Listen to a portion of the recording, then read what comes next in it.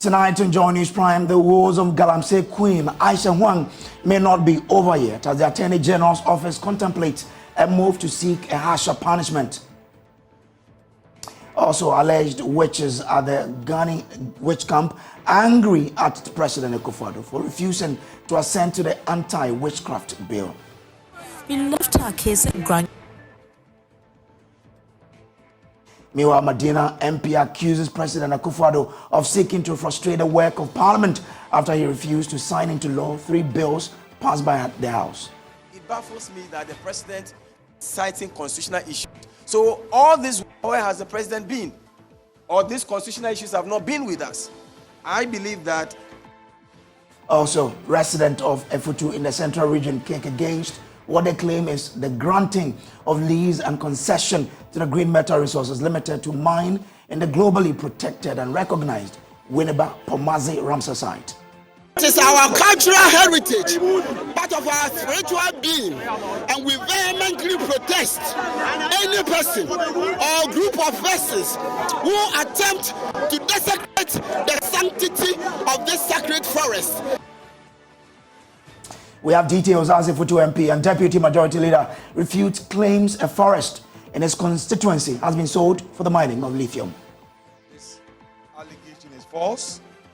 It's never true, and in fact, the Minerals Commission 2 years ago issued a statement to the effect that such an application has not even been received.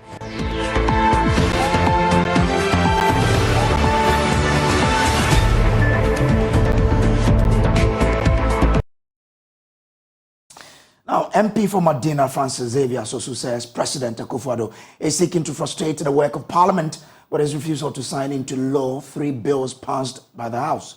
2 amendments to the Criminal and Other Offences Act to criminalize the accusation of witchcraft and abolish the death penalty, as well as the Wildlife Resources Bill, will all return to Parliament after the President raised constitutional issues regarding their passage. Kweku Asante has more in the following report.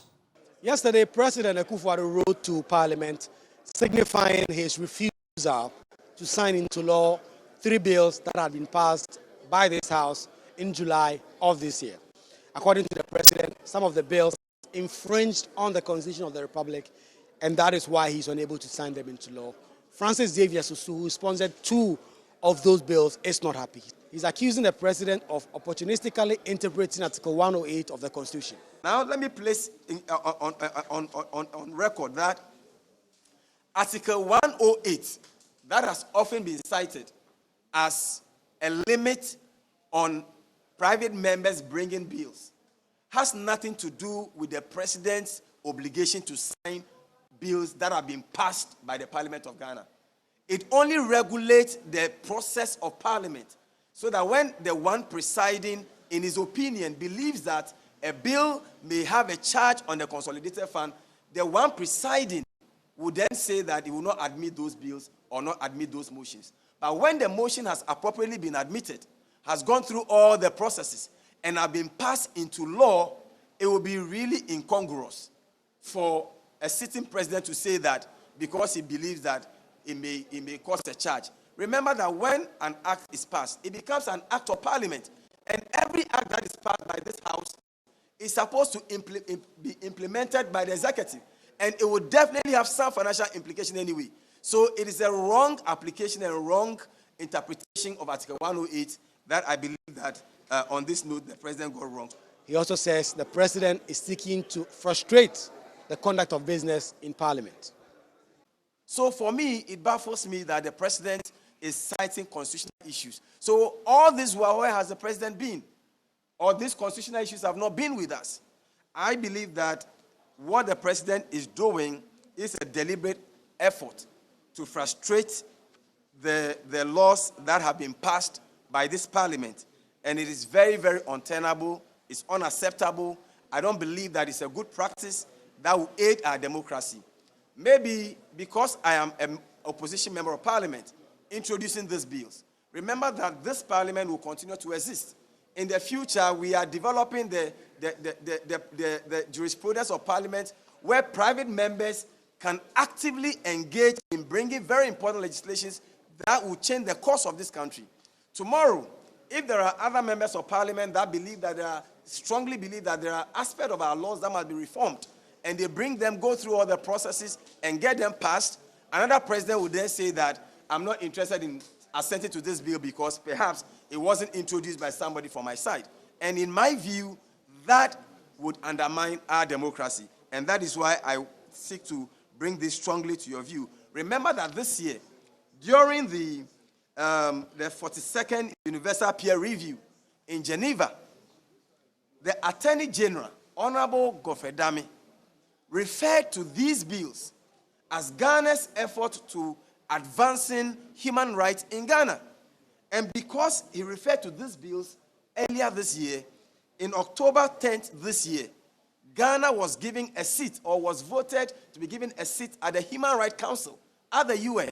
So you cannot, pretend to the international community that, oh, these laws are good laws, they've been passed by the Parliament of Ghana. On one breath, you now get a seat at the Human Rights Council, then you turn around and say that I'm not ready to assent to them because they have constitutional issues. Which constitutional issues? Well, according to the president, he will let government introduce these bills into parliament because a private member doing so will infringe on Article 108 of the Constitution. We expect that to happen as soon as practicable because of the united position in Parliament as regards to these three bills, particularly the bill relating to the abolishment of the death penalty and the bill that prescribes the conduct of witch-finders and also prescribes the accusation of witchcraft by any means whatsoever in any part of the country. Reporting for Joy News, Kwiku Asante, Parliament House, Accra. Well, alleged witches at Ngani Witch Camp in the northern region are unhappy with the president for refusing to assent to the anti-witchcraft accusation bill. When the president assents to the bill, it is expected to protect many vulnerable women who are victims of witchcraft accusations. Sontaba, a non-governmental organization that empowers women, informed the alleged witches on the progress of the bill, and the women are displeased. Listen. May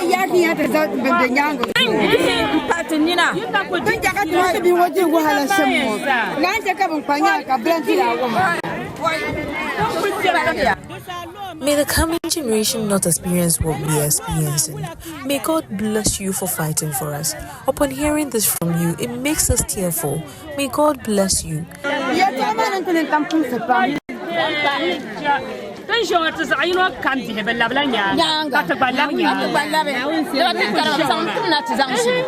As we are speaking now, our children haven't made any progress in life rather than moving backwards. What are we selling here? Absolutely nothing.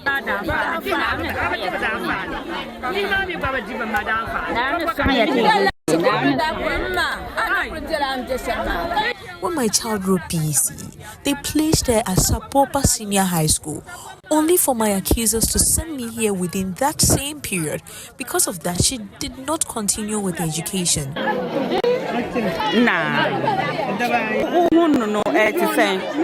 We left our kids and grandchildren. They here all alone, and nobody pays us a visit, not to talk of bringing us any gift.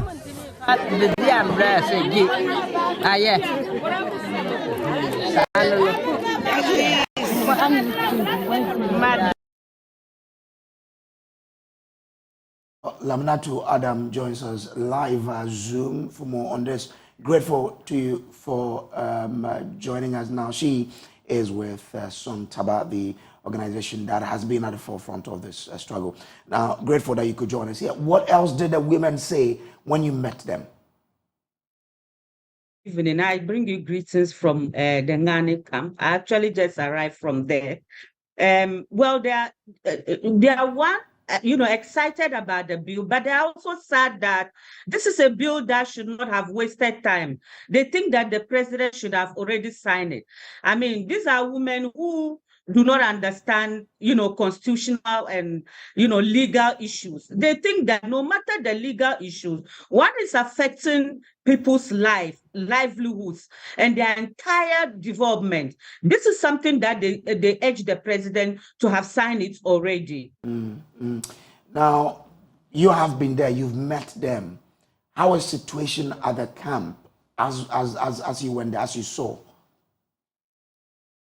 Well, as for the camp, anytime you are there, there's that sadness that befalls you, because these are women who are very old, very aged, and they should have been with family. They need family support, but they leave home and they are here. And what I see whenever I go there is that sadness, the depression, that involves them. So this call is a genuine call.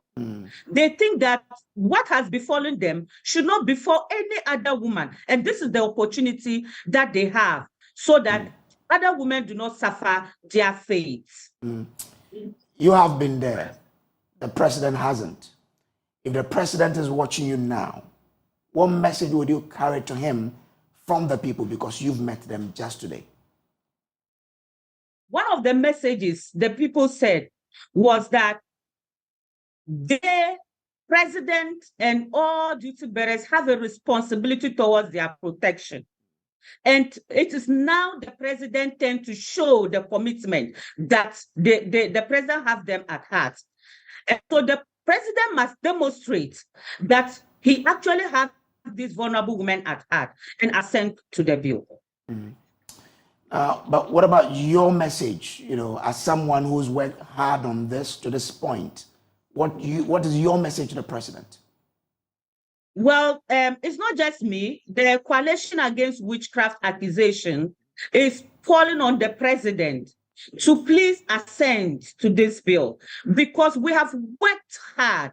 We have worked hard. We are always there at anytime that there's a lynching, we are the people closest, and we see how the families are affected. And so the call is directly to the president that, look, no matter the constitutional whatever, this is something he must fix.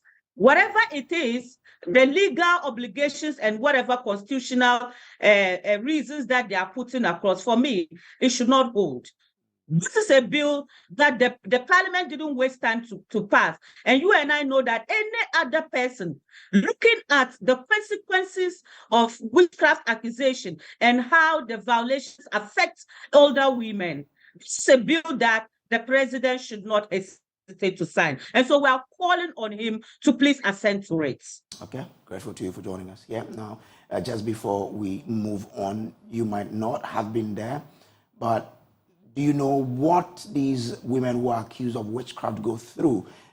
Joy News features editor Jojo Kobna has been doing some extensive work on this.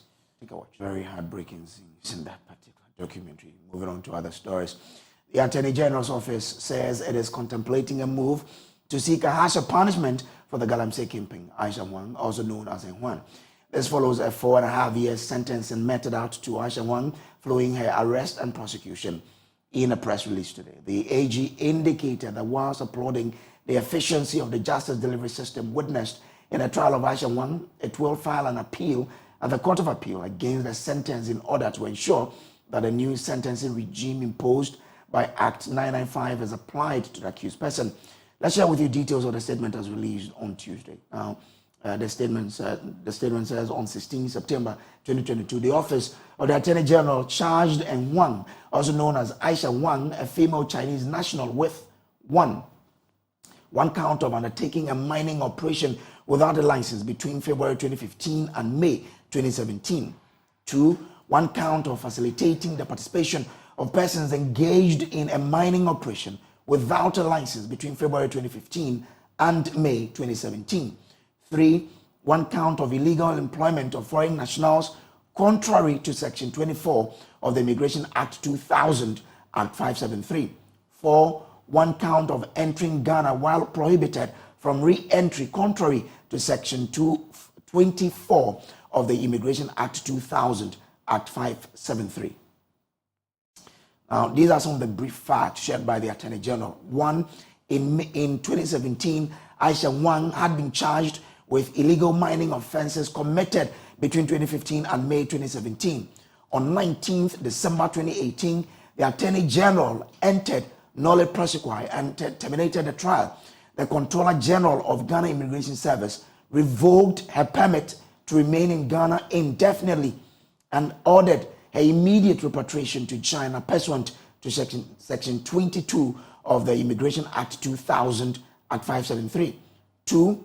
That Aisha Wang was indeed put on Ethiopian Airlines flight, which took off at about 12:50 p.m. on 19th December 2018 to Addis Ababa en route to Guangzhou, China. She sat on seat number 32F in economy class. 3. Subsequently, Aisha Wang was found to have re-entered Ghana contrary to the order of the Controller General. She was arrested again on 2nd September 2022 in Kumasi. 4. Immediately, the Attorney General directed prosecution of Aisha Wang for all past and present offenses committed by her. So these are the processes and the judgment that has gone on so far. After a trial in which the prosecution called 11 witnesses and the accused person gave evidence in a defense, the High Court, presided over by Her Ladyship Justice Lydia Osei Mafo, on 4th December 2023, convicted the accused of all offenses and sentenced her to various terms in prison to run concurrently. 1. Count 1 and 2, 4 years and 6 months in prison in hard labor, as well as a fine of 3,000 penalty unit. 2. Count 3, attracted 12 months in prison in hard labor. Count 3, 1,000 penalty unit or in default to serve a term of 3 years imprisonment. Now, the Attorney General, Godfrey Eboadame, has been explaining further on Top Story on Joy FM a while ago. It is important to note that the judge indeed had legitimate basis for sentencing in the manner in which she did. And indeed, if we take a careful look at our statement, we have not sought to harshly criticize her or to raise any serious qualms about the decision. The point we make is that, yes, there's a new sentencing regime, punishment regime, and our respectful view upon a careful consideration of the issues is that the judge ought to have applied the current law, because indeed it has been punished today. Yes, the judge had legitimate basis, I say so, because of the constitutional provision in Article 19, Clause 6. But that provision itself and the manner in which it ought to be construed and applied, for me, lends itself to multiple interpretations. And if you look at the jurisprudence of our court, there's a basis for us to question it. And I think there must be pronouncement by a higher court. So consistent with our quest to ensure that there's finality to this issue and there's clarity as to the kind of punishment that ought to be imposed in a matter as serious as this, I think it's worth the while to appeal. So I made the point that to appeal will just be to test the soundness of the judge's imposition of the sentence. We are happy with the conviction. We are happy with the efficiency with which justice was dispensed in the manner. And the records will show that this is actually the first time an acknowledged campaign of Galamsey activities in the country has been successfully prosecuted and it's been punished.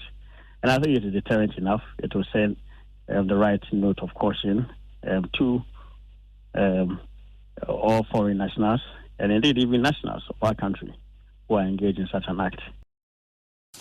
But there's a caveat to this whole development. Let's share with you what that is. Now, the process and judgment so far says, whilst applauding the efficiency of the justice delivery system witnessed in the trial of Aisha Wang, the Attorney General will, however, test the soundness of the decision of the trial court to punish the accused person under Act 900 by filing an appeal at the Court of Appeal against the sentence in order to ensure that the new sentencing regime imposed by Act 995 is applied to the accused person. Now, CSOs, however, want more from government in an attempt to deal with Galamsey.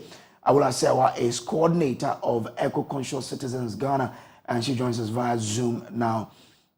So I will be joining us shortly. But let's still stay with, Galamsey issues, because prosecute and shame all individuals involved in illegal mining. Also pass stringent laws. Those are just some of the many radical solutions panelists on Joy News' National Dialogue on Illegal Mining suggested to deal with the Galamsey canker. Illegal mining has become a pervasive issue in numerous communities. Vast forested lands have become obliterated, leaving water bodies clouded with toxic heavy metals. the widespread devastation has deeply affected many. Panelists at the Joy News National Dialogue on Illegal Mining passionately addressed the severity of this menace. The Chamber of Mines thinks the country is under siege.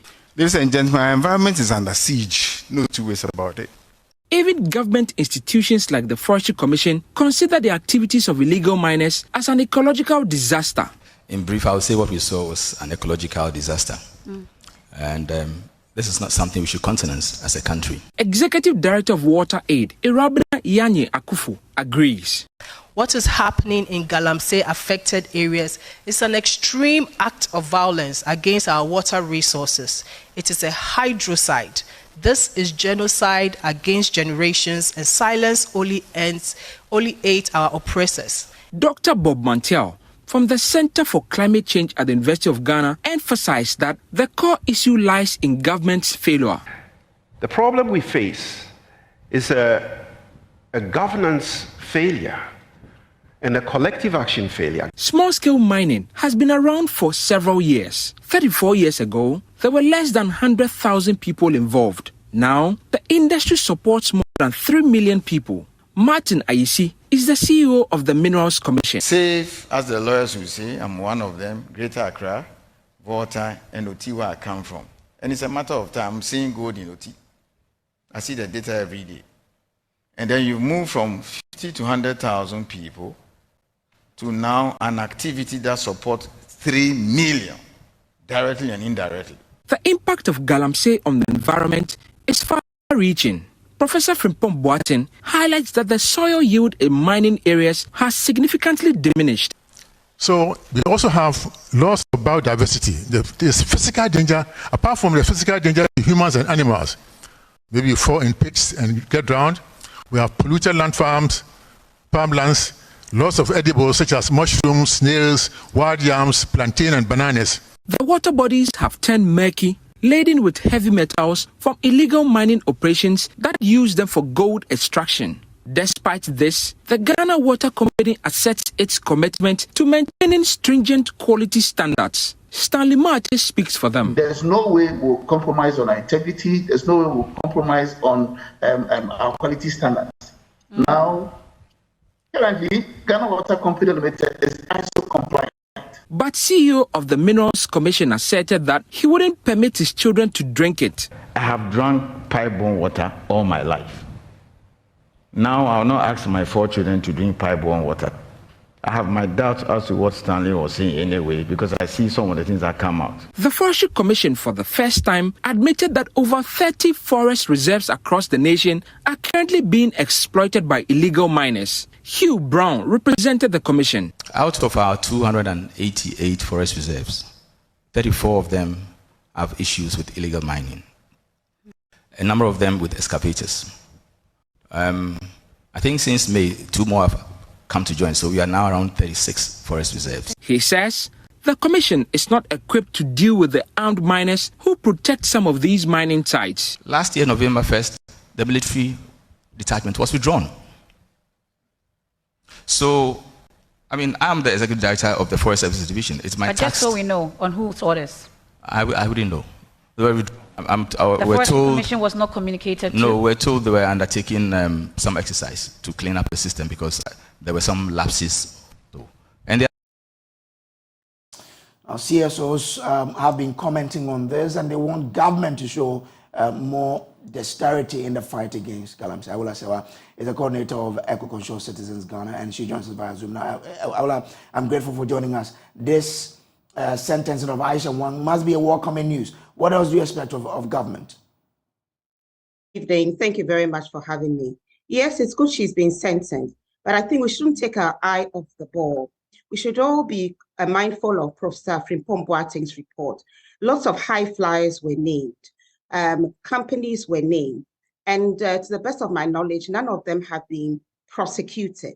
So we have Ghanaian high flyers, Ghanaian companies happily polluting the environment and being engaged in illegal mining. The fact that you have a license to mine doesn't mean that you can mine any way you please. You have a driving license. Does that mean you can drive on pavements? There are things you cannot do.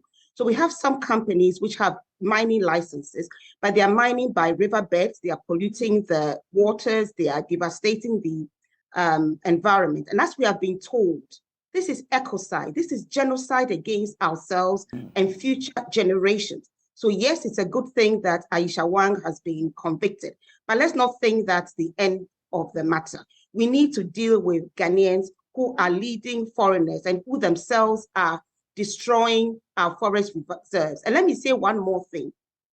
We ourselves are complicit. The passage of LI 2462 is disastrous.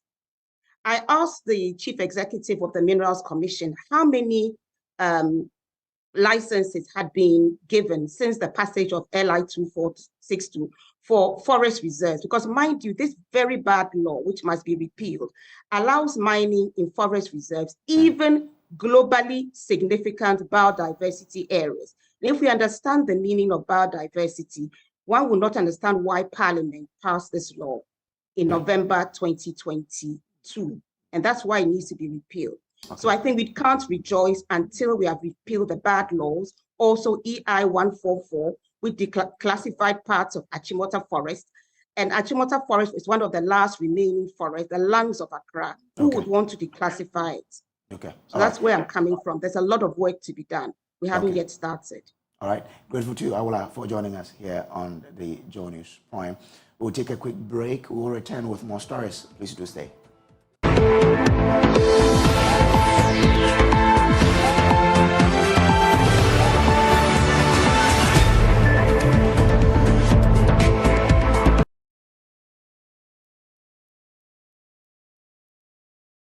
Welcome back from the break. Now, residents of Efutu in the Central Region have registered their displeasure against what they claim is the granting of lease and concession to the Green Metal Resources Ltd to mine in the globally protected and recognized Winneba Pomaze Ramsar site.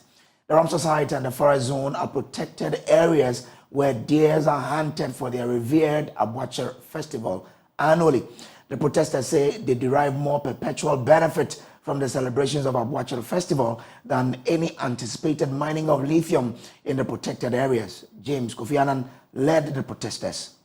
Last year, 2022, the Green Metal Resources were published as having been under consideration for mining concession in the same area, but faced fierce opposition from the chiefs and people of Efutu.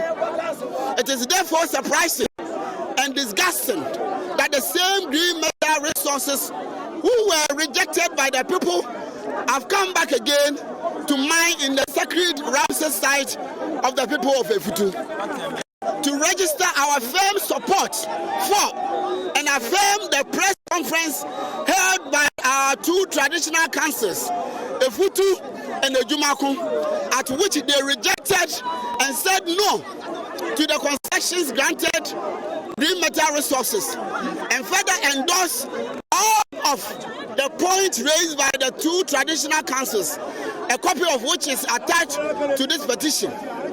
We would like to further state that the people of Winneba derive more perpetual benefits from the celebrations of our Abuacher festival than any anticipated mining of lithium in our protected areas. There cannot be any Abuacher festival without the annual hunting of the deer in the forest. The destruction of the forest would mean a sad end to the celebration of the Abuacher festival. This would bring untold hardship and economic, social, cultural, and spiritual consequences on the people of Winneba.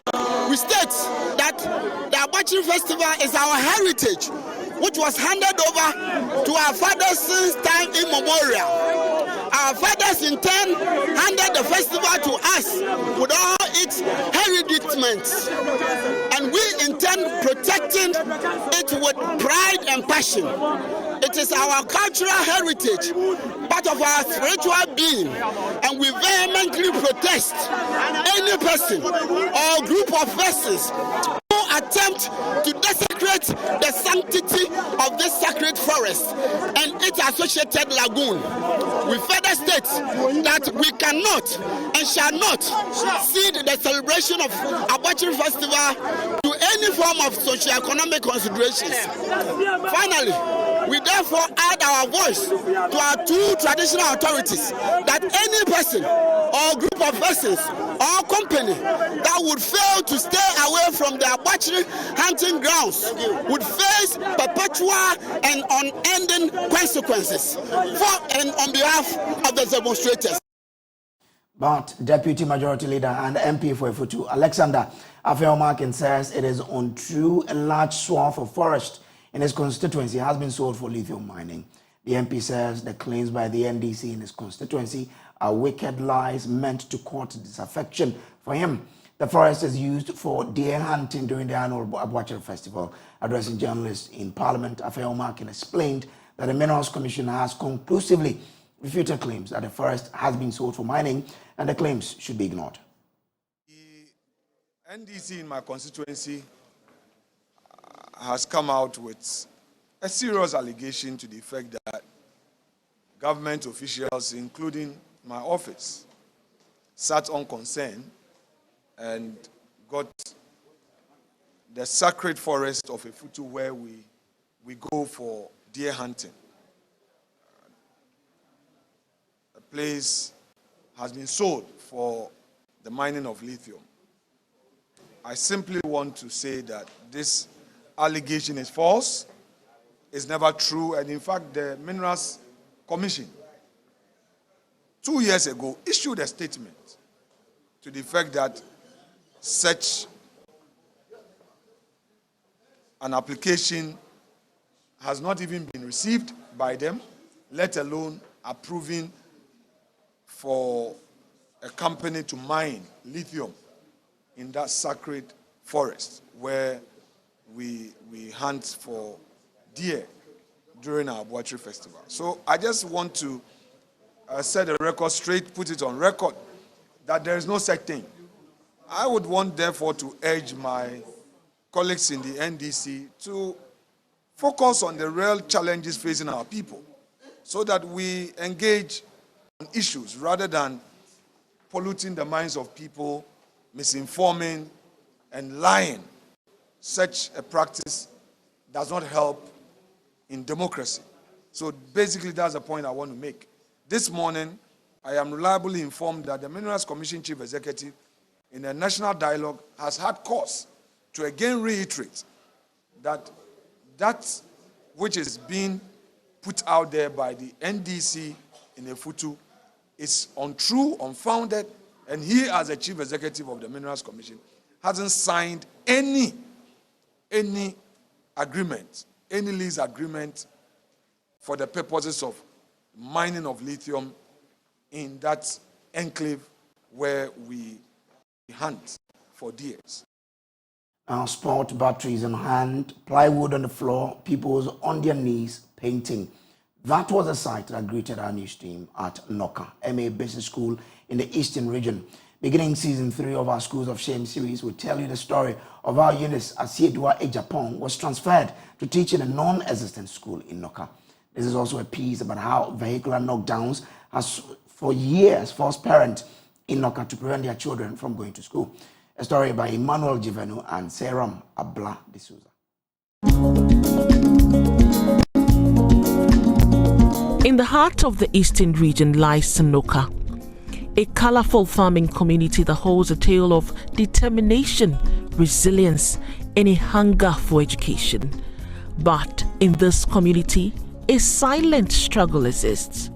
Noka, with its warm-hearted people, lack a fundamental pillar for its children, a school. For years, children trekked several kilometers to distant communities to access education. But in their quest to quench their thirst for knowledge, they get knocked down by speeding vehicles. As a result, many parents stop their children from going to school. Sometimes be visa. I had a school obi wo ho to me say chio no gina kwan ni na car nso gina wo say chen. Me ma me yi no. Ende bebre aha kwan de aye my school for na bebre na sin akromo si obi wo kwan so car na bo no nkola mpanyifo ye ha car bo wa unya wutin didim coded flat can say aye yan mpanyifo kra car bo yen ebi bo ni tin atetew aban so bema yen bidi a yesren yen pese mo fra ni betwa kwan ni makobiem. Meet Eunice Esiedua Ejapon, a trained teacher. In May 2023, she requested to be transferred to teach in the Eastern region. That was the only way to be close to home and take care of her aged parents. Eunice was excited when her request was approved, and she had been transferred to Unoka MA Basic School. Her excitement soon fades when she discovered Unoka Basic School does not exist. I seek for assurance in Sawoma Doji Municipal, and I was given Noka Primary School. So it was Noka MA Primary School. That was what was on the letter. So I proceed and I had the release. So this academic year, that is 2023-2024 academic year, that was when I was released. So right after I had to bring my document to the municipal. So when I got there, I had to pass by the school to see where the school is located and how the place is. But when I came, when I met the town folks, I asked, I'm coming to Noka, and they told me the school is not yet completed. So when they told me that, I was surprised. I had the information that a teacher was posted to the school. So I quickly informed the chief and the people of the town so that we can organize our children to start with the school. And that is what we have done. That is why you can see pupils over here. Now we are not schooling in the school building. It's somebody's chapel that the president has offered us that we should be here until the room is completed. This is the school Eunice has been posted to teach. An uncompleted 6-unit classroom block, a GET Fund emergency project. The road over here is a major road in Samam Adesu to Cape Coast and Asamankese.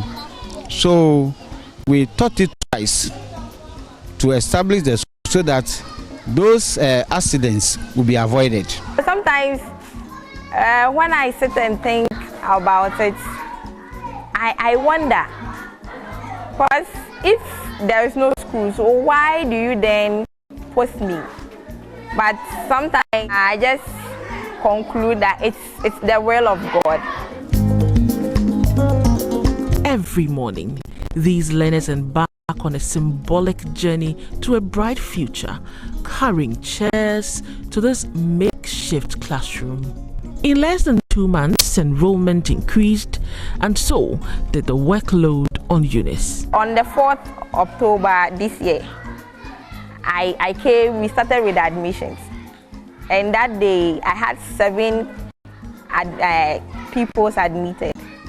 And we, day in, day out, admissions increase. And currently, we have 107 kids. It's not easy.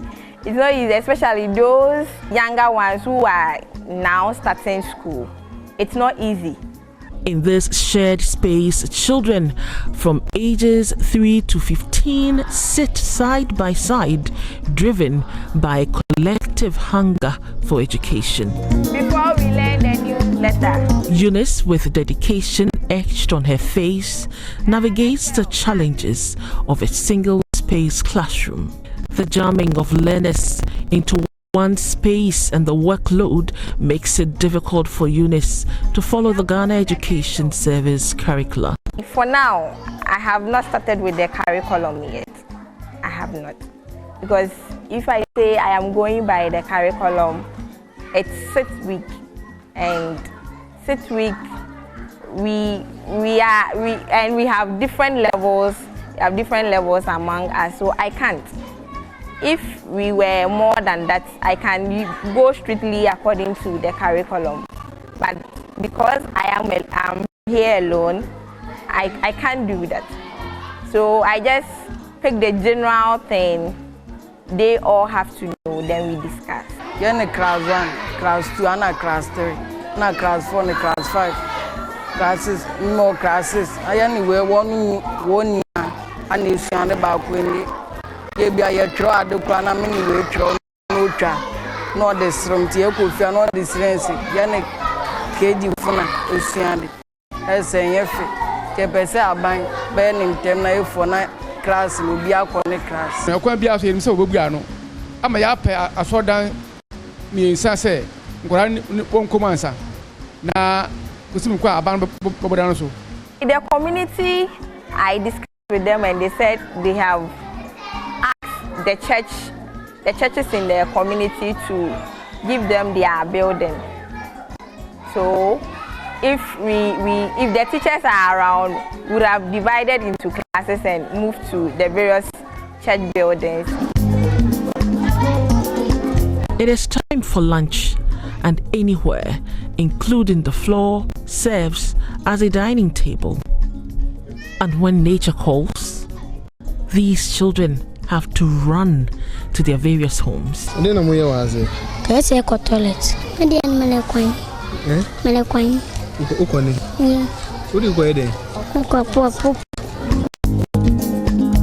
Those who cannot make the treacherous journey back home queue to use this unsafe latrine at the church. Me myself, I am scared of it. So sometimes I quite remember one of the learners. She was crying. She wanted to poop.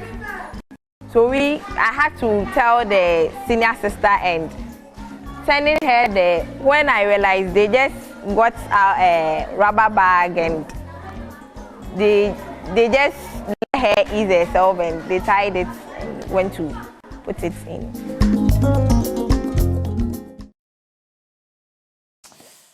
Well, determination on the faces of the student as well as the teacher for staying in that community to work. God bless her. But there's the full tape of that will be coming on your screens. So we'll take a break for showbiz.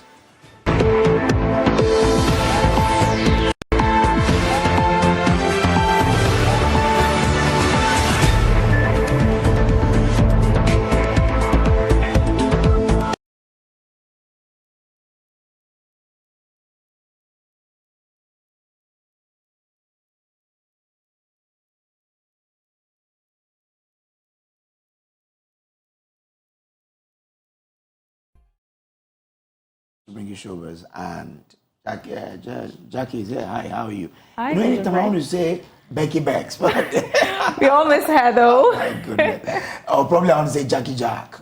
Okay. Anyway, what's up? All right, so Black Sharif is in the news again, and today he's emerged as the most streamed Ghanaian artist on the digital music platform. Now, the 21-year-old superstar secured the title, beating other acclaimed musicians such as Sarkodie, Shatta Wale, and Stonebwoy. Victorious year for Black Sharif. Yeah, it's been amazing. There's a powerful statement there. Man doesn't stay down when he falls. Yeah. What you do, you get up. Definitely. Because there's more to come. Yeah, sure, for Black Sharif. Now, Ghanaian musician Riyala has voiced strong displeasure with a promotional poster for an upcoming concert. Now, the poster in question placed images of 3 male artists at the forefront with Riyala's picture situated behind them. Samini, Kwame, Eugene, and Fasigadam. But they are coming to our region, and we have been promoting this show from day one. And if you are coming, come and support us. Whoever was at the money or whoever designed the poster at Royal Cozy Hills. Of course, I'm not involved in the poster design and all that. The positioning of the pictures, I'm not happy. Samin is my big brother. I respect him a lot, any day, any time. I don't mind being behind Samini. Kwame Eugene and Fasiga Dam, I can confidently say that we are all in the same league. And anybody in Ghana who tells me because Fasiga Dam is filling stadiums and Kwame Eugene is popular with hit songs and some group of people refuse to see me as popular in Ghana, that is their problem. But so far as I'm concerned... All right, that's for Yala. But what's your take on that? Well, it's fine. She's voiced her concerns out, and the organizers will take it and do what they have to do. She explained it well, so I'm sure the right things will be done. Okay, all right. Now, you know Grand P? Yeah, I do. I mean, I don't know. But how old do you think he is? I think he's old, though. Brace, yeah, he is. So, Grand P is 3 years old, and he arrived in Ghana today at the Kotoka International Airport with his acclaimed girlfriend, Edozie Yao.